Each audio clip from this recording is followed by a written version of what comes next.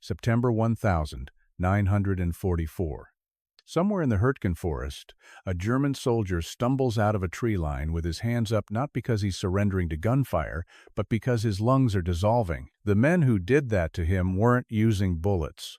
They weren't using grenades.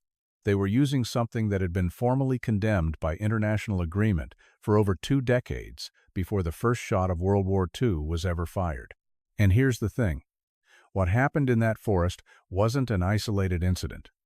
It wasn't a rogue unit going off script. It was policy. Unofficial, deniable, but policy all the same. Every major power that walked into World War II had signed agreements, treaties, and protocols swearing on paper, at least that certain weapons were beyond the pale. Too cruel, too indiscriminate, too monstrous even for war. And then the war actually started, and those papers turned out to be exactly what they looked like from the beginning. Paper. Today, we're going through 5 weapons that were banned before, during, or immediately after World War II. Weapons that were outlawed not because generals were squeamish, but because even the architects of industrial-scale slaughter looked at these things and said, "That's too far." And then they used them anyway. Every single one. We're going to talk about what they were, what they actually did to a human body, why they got banned, and maybe most importantly, why the ban meant almost nothing once the shooting started. This isn't a museum tour. This is what the war actually looked like when the rules ran out. To understand why chemical weapons haunted World War II, you've got to go back to the Western Front, specifically to the afternoon of the 22nd of April 1915, near the Belgian town of Ypres. French colonial troops holding the line watched a yellow-green cloud drift toward them from the German positions. Some of them thought it was a smokescreen. Some thought it was a fog bank rolling in off the Flemish fields. It wasn't either. It was chlorine gas, approximately 168 tons of it released from roughly 5,700 cylinders dug into the German front line over the previous weeks. The men who inhaled it at concentration didn't die quickly. Their lungs filled with fluid as the chlorine reacted with the moisture in their airways, essentially causing them to drown while standing upright in a field. The attack killed an estimated 6,000 soldiers in 10 minutes and tore a 4-mile gap in the Allied line. In the months and years that followed, both sides escalated mustard gas. By the end of the war, chemical weapons had accounted for somewhere between 90,000 and 100,000 deaths and over 1 million casualties, total when you counted the men who survived but never really recovered. The international community looked at those numbers after the armistice and decided they had seen enough. The 1925 Geneva Protocol, signed by most of the major powers, explicitly prohibited the use of chemical and biological weapons in warfare. Germany signed it, France signed it, Britain signed it. Japan signed it, though notably, the United States Senate refused to ratify it until 1975. Now here's where it gets grim. The protocol banned the use of chemical weapons. It said nothing about producing them, stockpiling them, or threatening to use them. And so, by the time September 1939 rolled around, every major belligerent had warehouses full of the stuff. Germany had developed a new generation of nerve agents, tabun and sarin, that made mustard gas look primitive. These were organophosphate compounds that attacked the nervous system directly, causing convulsions, loss of muscle control, respiratory failure. A few milligrams on the skin could kill a man in minutes. The Allies didn't know the full extent of Germany's nerve agent program until after the war, and honestly, that ignorance might have been the one thing that kept chemical weapons off the European battlefield.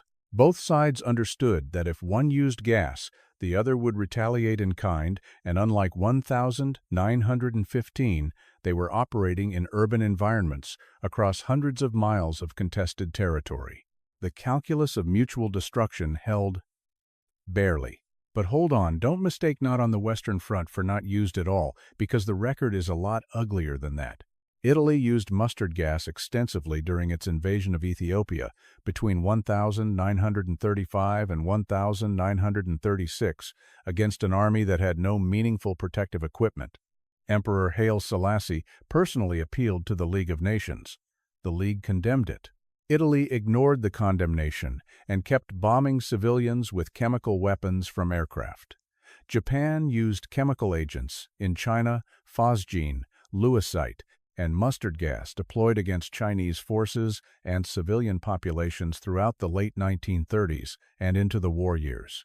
The Soviet Union had chemical weapon stockpiles larger than any nation on Earth, and the British, who had suffered as much as anyone at Ypres, had their own stockpiles ready to go, and Churchill seriously considered authorizing their use during the German preparation for Operation Sea Lion in 1940.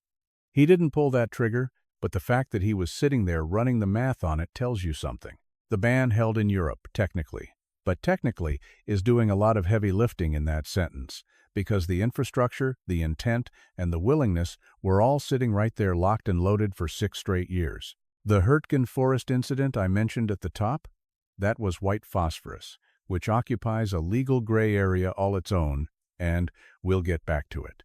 The point is that the 1925 Geneva Protocol did not make chemical weapons disappear. It just made everyone slightly more careful about the paperwork. Look, of all the weapons on this list, the flamethrower has one of the most complicated legal histories because technically it was never formally banned by any international agreement during World War II. And that fact alone tells you something deeply uncomfortable about how the laws of war actually function. Let me give you some context.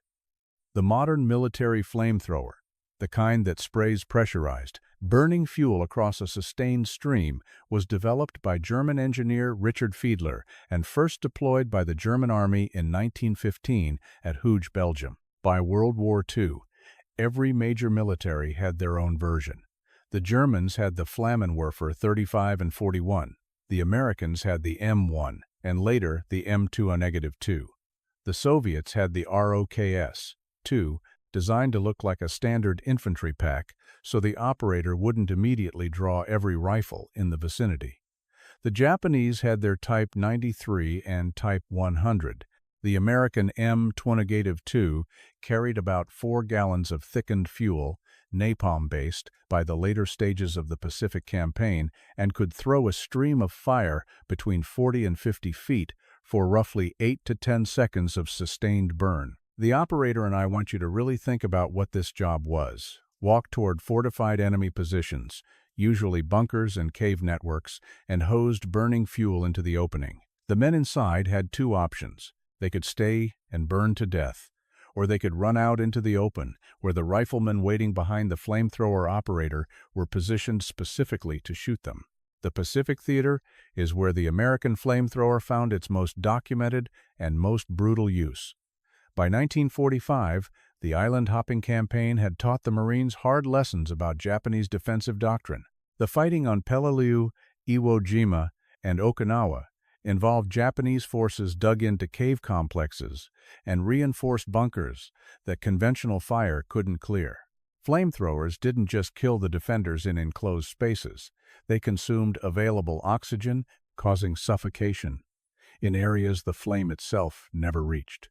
After Iwo Jima, Marine commanders reported that flamethrowers alongside demolition charges were the primary tools for clearing the approximately 800 cave and tunnel positions on the island. Of the roughly 21,000 Japanese defenders, fewer than 200 survived to surrender.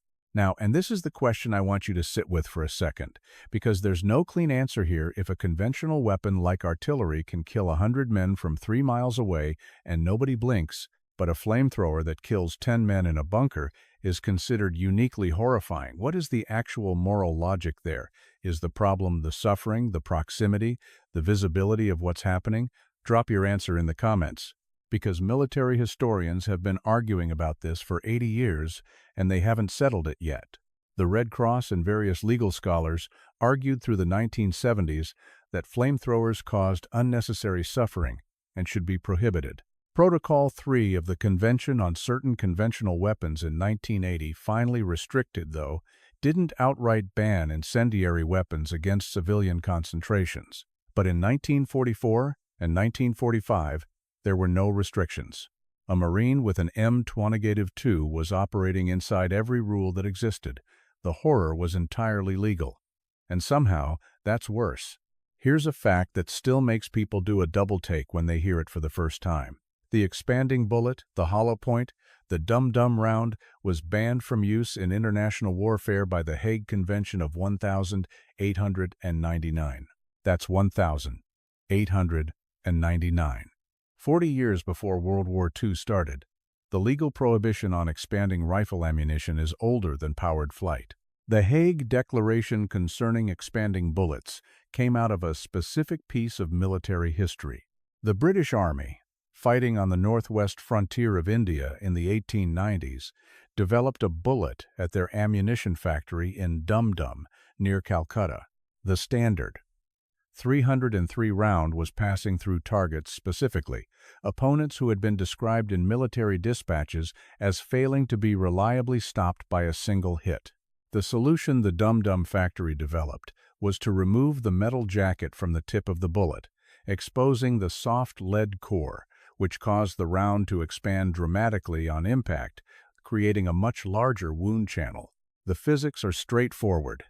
A full metal jacket round punches through tissue relatively cleanly. It's traveling too fast to deform much before it exits the body, though it still causes catastrophic damage through hydrostatic shock in the tissue around the wound channel. An expanding bullet slows down and mushrooms inside the tissue, dumping all its kinetic energy into the body rather than carrying it out the other side. The wound is larger, the shock is greater. Bones shatter rather than fracture. The stopping power, in military parlance, is substantially higher. The major European powers at The Hague looked at this and agreed it constituted unnecessary suffering. They signed the declaration. Britain, France, Germany, Russia, Italy, all of them agreed that expanding bullets in international armed conflict were prohibited. Now here's the part where the story turns, because it always turns. The Hague Declaration applied to international armed conflict between signatory nations. It said nothing about colonial warfare. It said nothing about police actions. It said nothing about what happened in the jungles of Asia or the deserts of Africa. And so, throughout the interwar period, many of the same nations that had solemnly signed the declaration continued producing and stockpiling, expanding ammunition for use in their colonial territories, because the international community had, consciously or not, written a law that only applied when white European armies were shooting at each other. During World War II, the prohibition on expanding bullets in combat between the major powers was largely observed. The logistics of standard full metal jacket production were so established that there wasn't much incentive to deviate. But special operations units, OSS operatives, and various irregular forces operated in a different world from the conventional infantry. And the weapons issued to those units didn't always follow the rulebook. The standard 45 ACP round used in the M1911 pistol and the Thompson submachine gun was a large, relatively slow projectile that already deformed significantly on impact. Compared to rifle rounds, it exists in a gray area that military lawyers have been quietly not discussing for decades. More importantly, the sniper community on both sides was not above using ammunition modifications that pushed right up against the edge of what was legal or simply didn't know and didn't ask. In the grinding, personal, up-close war of attrition that developed from Stalingrad to the Siegfried Line, the question of bullet construction was not high on the list of concerns for the men who were already running out of food and winter clothing. What the Dum Dum ban actually accomplished was to establish a precedent, the idea that a weapon could be prohibited not because it killed, but because of how it killed. That logic would echo through every other weapon on this list, and it's a logic that still drives international humanitarian law today. Whether it works is a separate question. White phosphorus is the weapon that turned military lawyers into philosophers, because it does something no other substance on a conventional battlefield. Does it ignite spontaneously on contact with air, burns at approximately 2,800 degrees Fahrenheit, and cannot be extinguished with water. In fact, water causes it to flare more intensely, which means that a soldier trying to treat a phosphorus burn by pouring water on it is making the wound worse in real time. The compound sticks. That's the other thing people don't understand about it until they've seen a report from a field surgeon. White phosphorus adheres to skin, clothing, and equipment, and it keeps burning until it either consumes itself completely or is physically cut out of the wound. Medical personnel treating phosphorus burns had to work in complete darkness or dim red light, because even ambient light could cause the particles embedded in a wound to reignite during surgery. Now here's the legal architecture, because this is where the story gets strange. White phosphorus was not, during World War II, prohibited for use as a weapon. It occupied, and still occupies, a specific carve-out in the laws of war, because it was primarily classified as a smoke-producing agent. White phosphorus rounds generate a thick, opaque white smoke that obscures movement, marks positions for aircraft, and creates screening for infantry advances. That is a legitimate military use under the laws of armed conflict. The fact that the substance doing all that smoke producing also burns at nearly 3,000 degrees and cannot be put out with water was, in the official legal framework, a secondary characteristic. Make no mistake, military planners knew exactly what white phosphorus did to human beings. The British had used it extensively in World War I. The Germans had used it. By the time the M15 white phosphorus grenade entered American service in 1942, the technical manuals were perfectly explicit about its dual capacity. It was listed both as a smoke grenade and as an incendiary device with anti-personnel applications. The M15 weighed 2 pounds. It had a 4 to 5 second fuse, threw burning phosphorus fragments across a radius of approximately 17 yards, and could penetrate light vehicles and set them on fire. American infantry platoons carried them as a matter of course.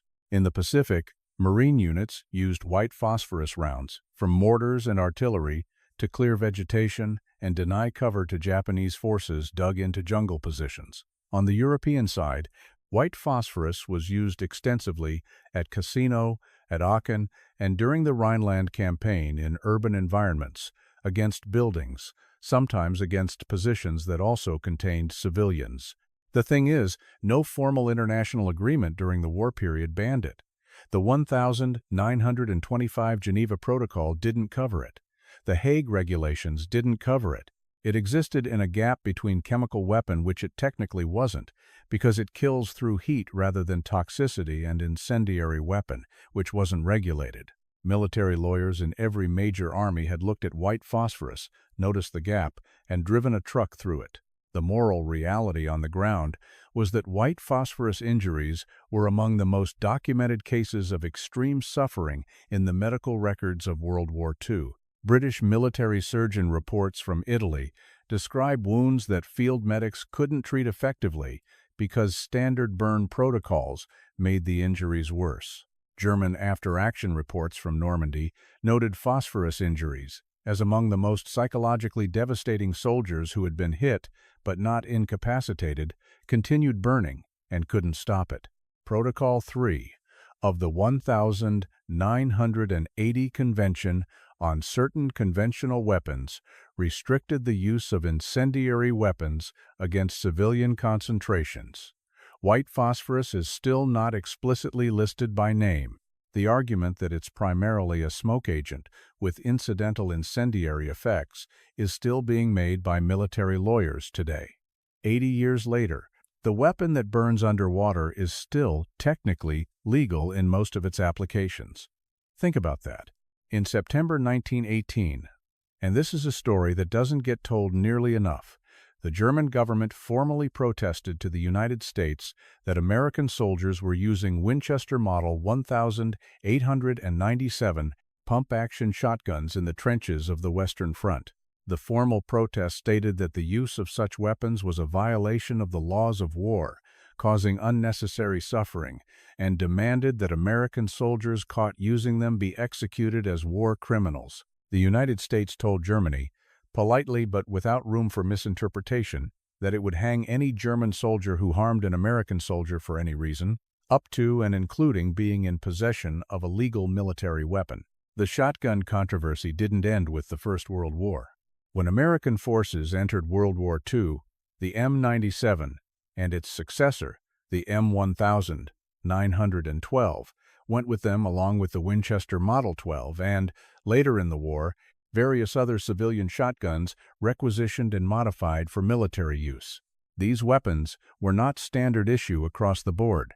They were issued to specific roles and in specific environments: prison camps, airfield security, landing craft crews, and most significantly, jungle warfare. In the Pacific, the M97, with its 20-inch barrel and ability to fire 5 rounds rapidly in close quarters, made it devastatingly effective in the kind of vegetation-choked, close-range fighting that characterized the island campaigns. Ranges in the jungle could collapse to under 15 feet.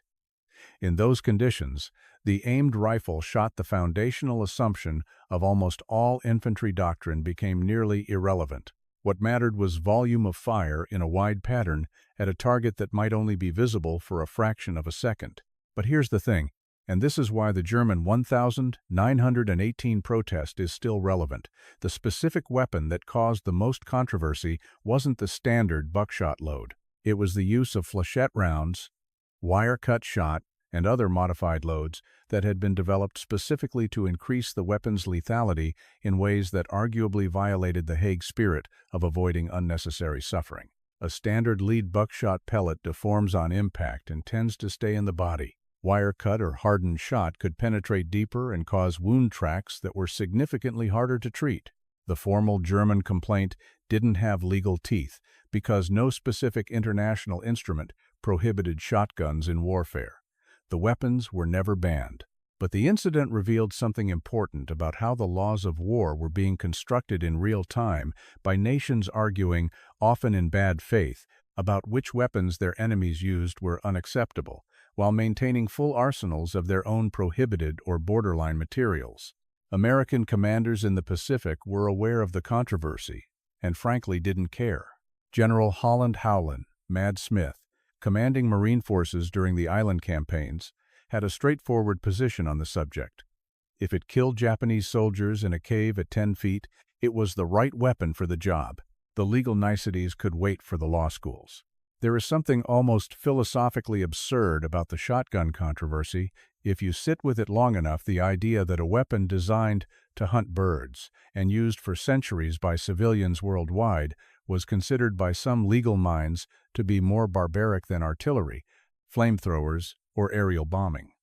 A 12-gauge shell loaded with 9 pellets of double-aught buckshot was, briefly, the subject of a war crimes complaint, while the same armies filing that complaint were shelling hospitals and executing prisoners. The gap between the stated law and the actual conduct of the war yawns like an open trench. In the summer of 1940, German aircraft began dropping SD-2 Sprengbombe Dickwandig, 2 kilograms fragmentation submunitions over British and French positions. The SD-2 weighed approximately 2 pounds and was roughly the size and shape of a large spark plug, small, gray, seemingly inert when you found one on the ground.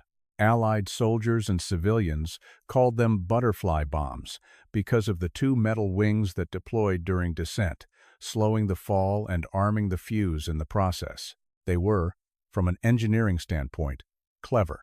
The SD-2 could be configured with one of 3 fuse types: impact detonation, short delay detonation, or anti-handling, which meant the bomb would sit dormant and then explode when disturbed. That last configuration was, under the laws of war as they existed in 1940, sitting in a very dark legal space because a weapon designed specifically to kill people who tried to pick it up or move it after the initial attack was arguably a trap and booby-trapping civilian areas in a way designed to cause post-combat casualties fell outside the accepted conduct of war under the Hague regulations. The German Luftwaffe dropped these weapons across Britain in significant numbers during the Blitz period. RAF records from 1940 and 1941 document numerous incidents of SD. 2 casualties among British civilians, specifically children, who encountered the distinctive winged shapes in fields, gardens, and roadsides and picked them up, not recognizing them as weapons. The anti-handling fuse meant that the weapon specifically killed the person who interacted with it most curiously and most innocently. Here's the historical record that deserves to be stated clearly. The use of the SD2 anti-handling variant in areas with civilian populations was documented, reported, and condemned by British authorities at the time. It did not result in formal prosecution or legal consequences during the war. Germany denied targeting civilians. The bombs didn't know the difference. The Allies were not innocent of similar weapons. The British developed their own version of cluster munitions during the war, the No. 4 bomblet, carried in the SBC, small bomb container, and American forces used similar area denial submunitions in both the European and Pacific theaters. The logic of the weapon was identical on both sides. Scatter enough small explosive devices across an area that enemy forces have to treat the entire zone as potentially lethal, slowing movement and diverting resources to clearance operations.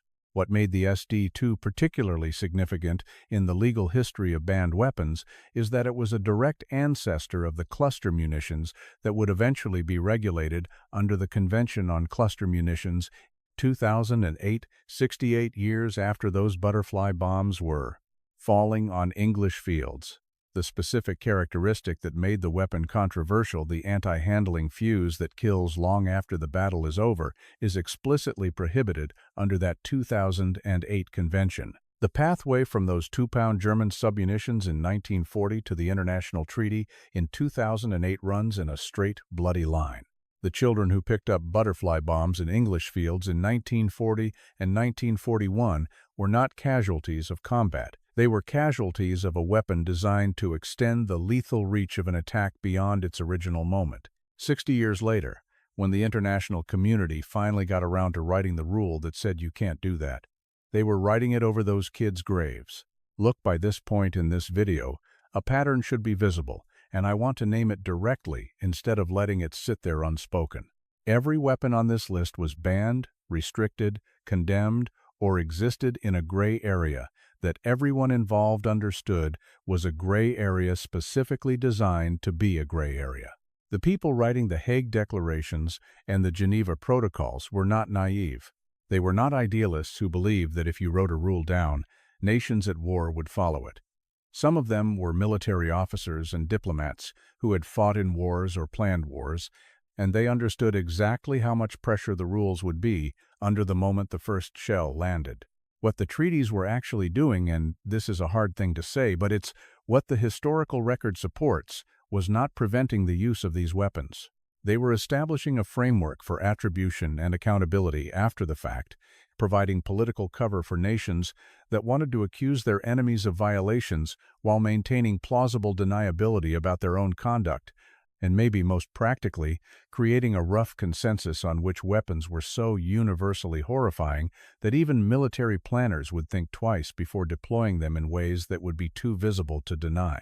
The chemical weapons ban mostly held in Europe in World War II, not because Germany and the Allies had a deep moral commitment to the 1925 Geneva Protocol, but because both sides were sitting on mountains of gas, and the math of retaliation made first use catastrophically risky. The mutual deterrence did the work that the treaty could never do on its own.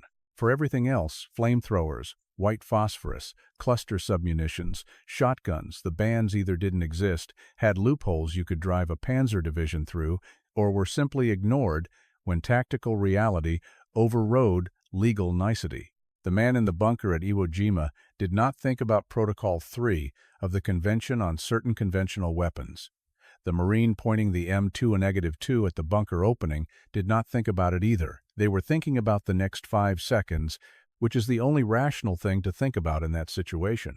The question of whether these weapons should have been banned, whether the bans mattered, and whether the framework of international humanitarian law has any real teeth, those are questions that don't have clean answers. What the history of World War II's banned weapons actually demonstrates is that the laws of war exist in a permanent tension with the nature of war itself. War is, at its functional core, the organized application of lethal force to achieve political objectives. Every restriction on that lethal force represents a political compromise, and political compromises dissolve under sustained artillery fire. This doesn't mean the rules are worthless. The historical record also shows that violations of the laws of war that were visible, documented, and attributable did create political consequences, not always immediately, not always adequately, but they did create them. The international tribunals after the war, the documentation of atrocities, the prosecutions at Nuremberg and Tokyo, all of that was built on the framework that the pre-war treaties had established, however imperfectly. What the rules couldn't do, what they still can't do, is prevent a desperate army in a desperate situation from reaching for the most effective available tool, regardless of what the treaty said. That was true in 1944. It was true in every conflict after World War II. And it's still true right now, in conflicts happening on this planet today, where white phosphorus is still being used, where cluster munitions are still being dropped, and where the lawyers are still arguing about whether the smoke function supersedes the burning function. The weapons get banned. The wars keep happening. And somewhere in that gap between those two facts is everything you need to know about the actual relationship between civilization and the tools it builds to destroy itself. 5 weapons, 5 bans, or near bans, or deliberate gray areas where a ban should have been. And the through line in every single story isn't malice or not just malice. It's the distance between the conference room where the treaty gets written and the muddy hole where the fighting actually happens. That distance is infinite. It always has been. The Nuremberg trials opened in November 1945 with a charter that included charges for the use of prohibited weapons. Of all the charges brought, the weapons violations were among the easiest to document and the hardest to prosecute, because the same weapons had been used by the prosecuting nations. The tribunal knew it. The defendants' lawyers knew it. Everyone in that room knew it. Some of the SD-2 butterfly bombs that were dropped over Britain in 1940 were never found. Ordnance disposal teams were still pulling them out of English soil decades after the war ended. There are probably still some out there buried under a parking lot, under a garden, under a road that got paved over sometime in the 50s, waiting. Next time we're going into the weapon that the United States developed, deployed, and then spent 30 years pretending didn't exist. It wasn't nuclear. It wasn't chemical. And the men who built it called it the most effective anti-personnel weapon of the entire Pacific War. You won't find it in most history books.